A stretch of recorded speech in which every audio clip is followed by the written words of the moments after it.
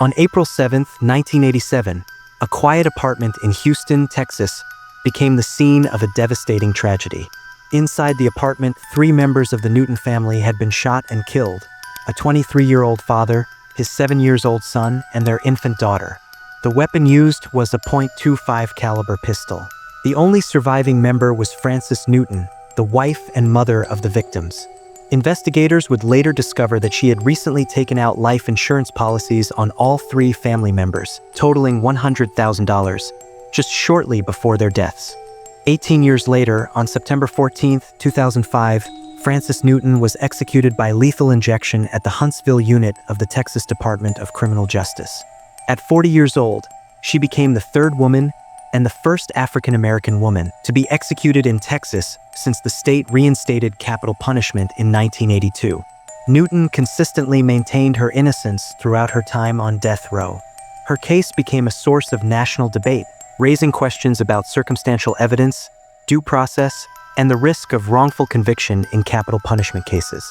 Supporters argued that the state had failed to provide solid proof. Prosecutors, however, stood by the jury's verdict. In this video, we take a closer look at the events leading up to the murders, the investigation, and the controversy that continued even after her execution.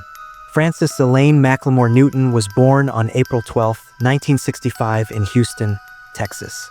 By the mid-1980s, she had married Adrian Newton, a 23-year-old man who was dealing with drug addiction. The couple had 2 children together, 7-year-old Alton and 21-month-old Farah. Their home life was difficult. Adrian's ongoing battle with substance abuse caused strain, and Frances faced legal trouble of her own. In late 1985, she was placed on 3 years probation after being convicted of forgery. A former employer later testified that she had been fired for stealing funds from the workplace. The relationship between Frances and Adrian had begun to fall apart. Both were reportedly involved in extramarital affairs. The family, living in a modest Houston apartment complex, faced growing financial stress. According to court documents, the couple was heavily in debt and struggling to keep up with expenses. Their financial difficulties were compounded by Adrian's drug use, which further depleted what little money they had. Just 3 weeks before the murders, Frances Newton made a decision that would later become a central piece of the prosecution's case. She purchased life insurance policies worth $50,000 each for herself, her husband, and her daughter. All 3 policies named her as the sole beneficiary. She later claimed she had forged Adrian's signature on the documents, not to harm him, but to prevent him from knowing about the policies and potentially misusing the funds. She said she intended to protect the money for future needs. But to the prosecution, this was a clear financial motive, one that aligned too closely with the timing of the murders. On the day of the killings, April 7, 1987, Frances Newton told police that she had left the apartment with her cousin earlier in the day. She said they returned later to a scene she described as horrifying. Her family had been murdered inside their home. Adrian Newton was found on the living room couch. He had been shot in the head. Their son Alton was discovered in his bedroom, shot once in the chest. He was only 7 years old. In the same apartment, their youngest child, 21-month-old Farah, had also been shot in the chest as she lay in bed. All 3 had been killed with a .25 caliber handgun. Investigators described the scene as resembling an execution. The methodical nature of the killings, especially involving 2 small children, was deeply unsettling, even to seasoned detectives. The weapon was never found at the scene, but police later connected the murders to a gun owned by a man who had reportedly been in a romantic relationship with Frances Newton. He kept a .25 caliber pistol in a drawer at home, one that she allegedly had access to when visiting his place to help with household chores. This detail would become a significant part of the case against her. Frances Newton and her cousin were present at the apartment when law enforcement arrived. Newton gave her first statement to police that same day. She said they had returned home to find the bodies and had not heard or seen anything suspicious beforehand. To prosecutors, the circumstances were suspicious. The timing of the insurance policies, the link to the gun, and the lack of signs of forced entry all raised doubts. But Newton's defenders questioned the strength of the evidence, arguing that the case was built more on assumptions than solid facts. In the weeks following the murders, Frances Newton told investigators that she believed drug dealers might have been behind the killings. She claimed her husband, Adrian, had owed money to suppliers due to his drug use, and that the crime could have been a form of retaliation. But the details at the crime scene suggested something more personal. Each victim had been shot in a deliberate and controlled way, pointing to someone who knew the family and their routines. There were no signs of forced entry. Nothing appeared to be stolen, and there was no evidence of a struggle. 13 days after the murders, Frances Newton was arrested and charged with capital murder. The handgun, which had been connected to a man she was reportedly seeing, became the focus of the investigation. Authorities claimed that her fingerprints were found on the gun. That, combined with the timing of the life insurance policies and inconsistencies in her alibi, formed the backbone of the case against her. Investigators said her timeline didn't add up. Witness statements contradicted key parts of her story, and the prosecution argued that the nature of the shootings suggested someone familiar with the home. The defense challenged the evidence. They pointed to the lack of direct eyewitnesses and questioned the reliability of the ballistics analysis. They also raised doubts about the nitrate residue testing and how certain pieces of forensic evidence were handled. Still, in October 1988, after less than 4 hours of jury deliberation, Frances Newton was convicted. At just 23 years old, she was sent to death row, becoming one of the youngest women in Texas to face capital punishment. What followed was a legal fight that would span nearly 2 decades. Her conviction drew attention from across the country and beyond, especially because it rested heavily on circumstantial evidence. Over the years, a growing number of advocacy groups, lawyers, and public figures began calling for a closer look at her case.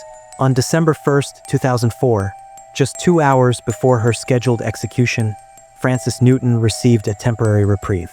Texas Governor Rick Perry approved a 120-day stay, following a recommendation from the state's Board of Pardons and Paroles. The board had voted 5-1 in favor of postponing the execution to allow for further investigation.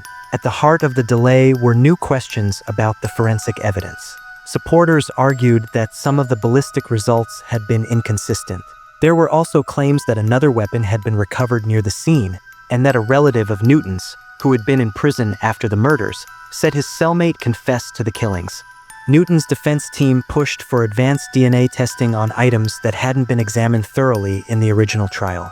They believed that modern forensic techniques could provide clear answers, either to confirm her guilt or prove her innocence. 3 members of the original jury that had convicted her signed affidavits stating that, had they known about the new findings, they might not have supported a death sentence. These statements added more weight to the growing concern that the case may not have been as solid as it first appeared. Still, in September 2005, the Texas Board of Pardons and Paroles held a final clemency hearing. This time, the board voted unanimously, 7-0, against recommending a reduction of her sentence to life in prison. 2 days later, the U.S. Supreme Court declined to hear the case. All legal avenues had been exhausted. The execution was scheduled for September 14, 2005. After nearly 18 years on death row, Frances Newton's case had reached its final stage. Despite last-minute efforts from activists and legal teams, there would be no further delays. The state of Texas was preparing to carry out its sentence. On September 12, 2005, Frances Newton was moved to the holding area at the Mountain View Unit in Gatesville, Texas. The prison began formal preparations for her execution. Over the next 2 days, she was visited by her spiritual advisor and family members. Throughout these meetings, Newton continued to assert her innocence. She also expressed hope that more evidence might one day emerge. The prison received numerous media requests, and Newton agreed to a limited number of interviews. Those who spoke with her described her as calm and thoughtful, still focused on the case and her desire for the truth to be known. On the morning of September 14th, Newton was transferred to the Huntsville unit, where the state's death chamber is located. She declined the traditional last meal. No special requests, no final food. Some saw this as a statement that she did not accept the fate that had been decided for her. By 4 p.m., she was moved to the holding cell adjacent to the execution chamber. She was allowed to make final phone calls to her loved ones. As the evening approached, her family members gathered in the viewing area, joined by her spiritual advisor. At 6 p.m., Frances Newton was escorted into the death chamber and placed on the gurney. The warden asked if she wished to make a final statement. She quietly declined, shaking her head. As the lethal drugs began to flow, Newton briefly turned her head to look at her family. According to witnesses, she appeared nervous but composed. She mouthed a few words that no one could clearly understand, then turned her gaze toward the ceiling. At 6:22 p.m., Frances Newton was pronounced dead. She was the third woman executed in Texas since the return of the death penalty, and the first African-American woman to face execution in the state since its reinstatement. The debate didn't end with Newton's death. Her execution became a symbol in the wider conversation about capital punishment in the United States. For many, the question wasn't just about guilt or innocence, but whether the system had done enough to ensure certainty before taking a life.